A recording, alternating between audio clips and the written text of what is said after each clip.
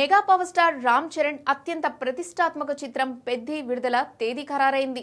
మొదట మార్చి 27న విడుదల కావాల్సిన ఈ చిత్రం ఇప్పుడు సమ్మర్ కానుకగా ఏప్రిల్ 30, 2026న ప్రపంచవ్యాప్తంగా థియేటర్లోకి రానుంది. ఈ మేరకు దర్శకుడు బుచ్చిబాబు అధికారికంగా ప్రకటన విడుదల చేశారు.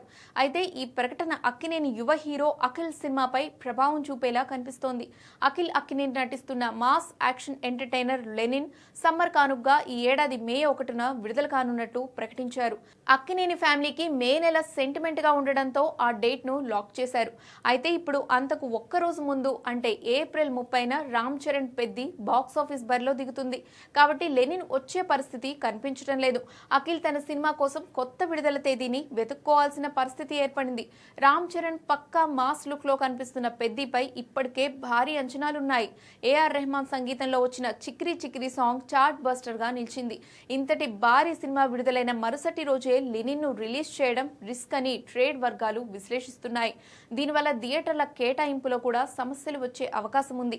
సితారా ఎంటర్టైన్మెంట్స్ మరియు అన్నపూర్ణ స్టూడియోస్ నిర్మిస్తున్న లెనిన్ చిత్రం అఖిల్ కు అత్యంత కీలకం.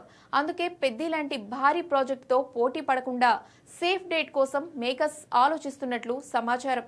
త్వరలోనే లెనిన్ కొత్త విడుదల తేదీపై అధికారిక ప్రకటన వచ్చే అవకాశం ఉంది.